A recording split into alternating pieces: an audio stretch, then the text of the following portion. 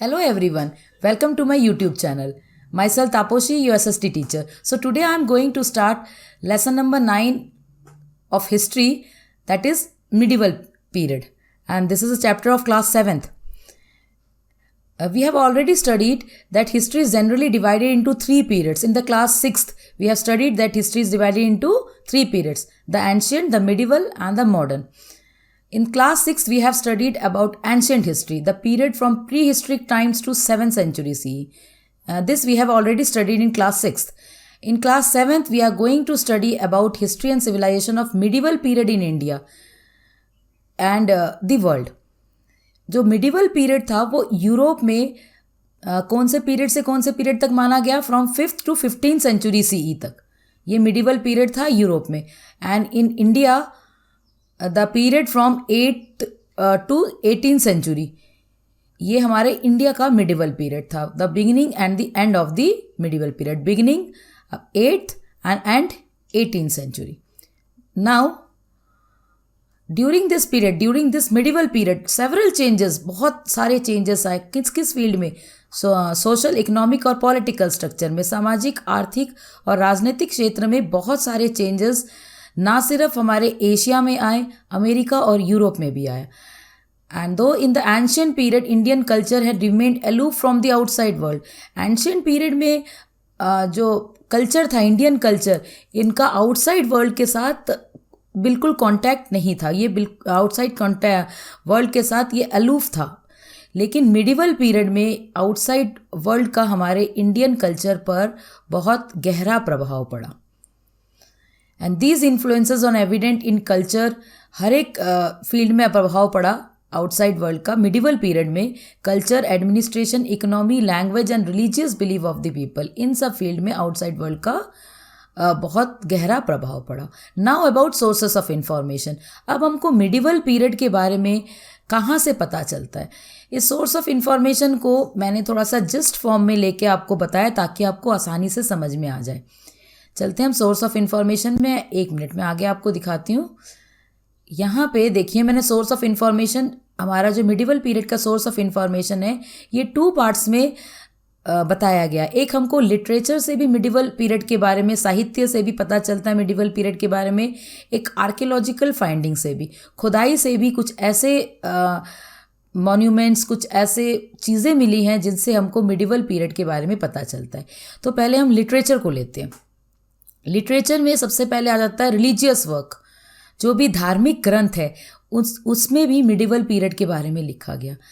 And commentaries किस पे based है? Commentaries based on Purana, Smritis etcetera. इन कमेंट्रीज इन सब चीज़ों में बेस्ड है. इसके बारे में भी हमको मिडिवल पीरियड के बारे में पता चलता है.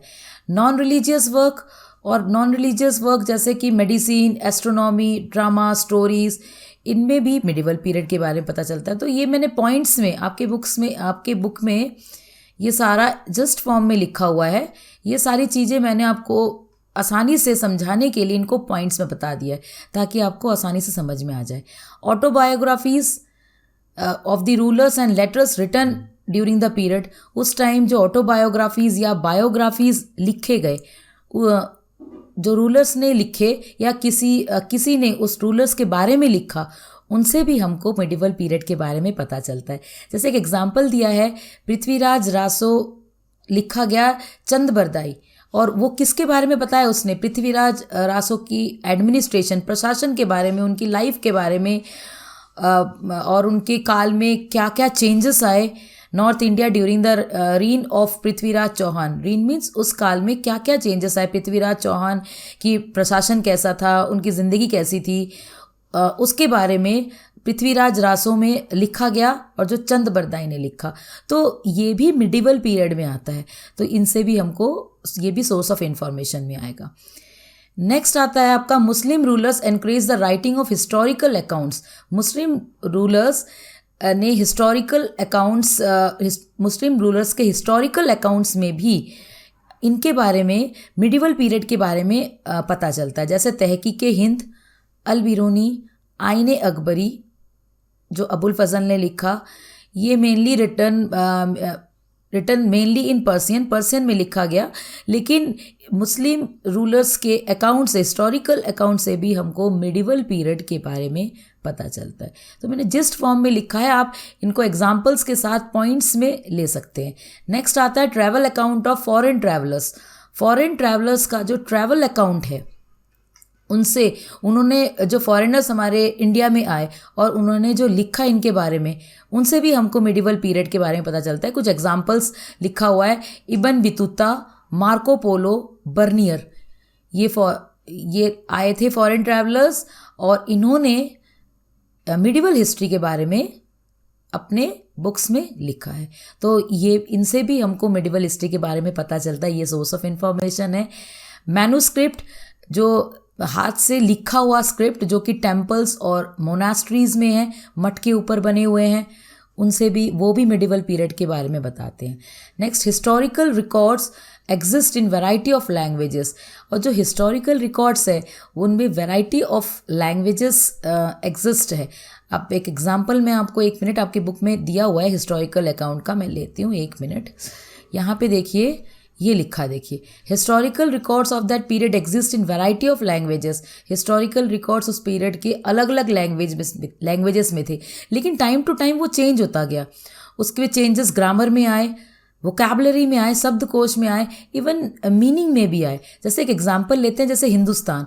पहले हिंदुस्तान कहते थे कि some people as a place where Hindus live, ऐसा कहा जाता था, वो प्लेस जहाँ पे हिंदू रहते हैं उसको हिंदुस्तान। लेकिन आज टाइम टू टाइम वो चेंज हो गया।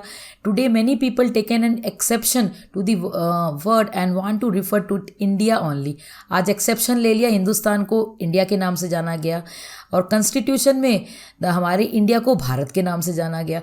तो ये डिफरेंट कॉन्टेक्स्ट में इस हिंदुस्तान को यूज़ किया गया, डिफरेंट टाइम्स, अलग अलग टाइम में अलग अलग कंटेंट्स में यूज़ किया गया। And take into account the cultural, social and political conditions. और इस टाइम भी डिफरेंट कंटेक्स्ट में और डिफरेंट टाइम्स में इनके जो कल्चरल संस्कृति में या समाज में या पॉलिटिकल कंडीशंस में इनकी मीनिंग में भी चेंजेस आते रहे। मैंने आपको मैन्युस्क्रिप्ट के बारे में बताया कि मैन्युस्क्रिप्ट से भी हमको पता चलता है, लेकिन देखिए यहाँ पे एक और एग्जाम्पल है। Manuscript provide a lot of information to historians at fast pace. Manuscript में भी बहुत सारे इंफॉर्मेशन है जो इंफॉर्मेशन हिस्टोरियंस ने लिए हैं, लेकिन उसको रीड करना बहुत ही टफ है। The movement of people in search of opportunities, जो लोग इधर से उधर मूव कर रहे हैं in exchange of regarding agriculture, weaving, food, etc. and the ranks and differentiation emerge in the society. तो जब मूवमेंट हो रही है तो इनमें भी चेंजेस आ रहे हैं, इनमें भी फास्ट चेंजेस आ रहे हैं। उन्होंने एक्सचेंज किया अपने आइडियाज़ किनके रिगार्डिंग में, एग्रीकल्चर, वीविंग, फूड एक्सेट्रा, जो भी जहाँ भी वो जाते गए, इन उन्होंने मूवमेंट की, तो इन आइडियाज़ में भी, लोगों के आइडियाज़ में भी चेंजेस आते रहे। तो आइडियाज़ किससे रिलेटेड, एग्रीकल्चर से रिलेटेड, वीविंग से रिलेटेड, फूड से रिलेटेड, ऐसे बहुत सारे टॉपिक्स हैं, उनसे रिलेटेड उनके आइडियाज़ चेंज होते रहे। और रैंक्स और डिफ्रेंशिएशन, इनके साथ साथ, समय के साथ साथ उनके जो सोसाइटी में जो रैंक्स है, जैसे कोई ऊंची जाति का है, कोई नीची जाति का है, या डिफ्रेंशिएशन से इनमें जो विभिन्नताएं हैं उनमें भी चेंजेस आते रहे। And this also a period of great technique of development of, और इस पीरियड में क्या डेवलपमेंट हुआ, पर्सियन व्हील और स्पिनिंग व्हील।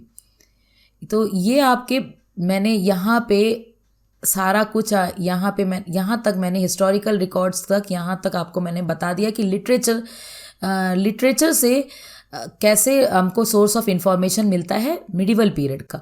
अब हम आर्कियोलॉजिकल फाइंडिंग्स में आ जाते हैं। आर्कियोलॉजिकल फाइंडिंग्स जो हमको खुदाई के टाइम मिले, एक्सावेशन मतलब खुदाई के टाइम, मिडिवल टाउन, सराइज और villages along with the paintings, monuments. तो जो भी एक्सावेशन के टाइम, जो हमको उस टाइम में मिडिवल पीरियड के टाइम में टाउन्स मिले, सराइज, विलेजेस, और उसके साथ साथ पेंटिंग्स, कुछ इमारतें मिली, स्कल्पचर, मूर्तियाँ मिली, इवन कॉइन्स भी मिले, और कुछ खुदाई किए हुए इंस्क्रिप्शंस मिले। उससे हमको उस टाइम के पीरियड के बारे में, उनकी सोसाइटी के बारे में, कल्चर के बारे में, पॉलिटिकल कंडीशन के बारे में पता चलता है। तो मैंने आपको लिटरेचर और आर्कियोलॉजिकल फाइंडिंग से मिडिवल पीरियड के बारे में भी बता दिया। और नेक्स्ट हम चलते हैं कि हम आगे के चैप्टर्स में क्या पढ़ेंगे। नाउ ये एग्जावेशन से हमको पता चल गया. Now let us have a close look at the India during medieval period in the following chapters. इसके आगे के में हम मिडिवल पीरियड में जो भी चेंजेस आए या जो इंडिया के कांटेक्ट में आए या जो भी मिडिवल पीरियड में जैसे भी चेंजेस आए उनके बारे में हम नेक्स्ट चैप्टर में पढ़ेंगे. तो this all about your lesson number 9 of class 7th. History का लेसन नंबर 9 था और this chapter has been completed. Hope आपको ये पूरा चैप्टर अच्छी तरह से समझ में आ गया होगा.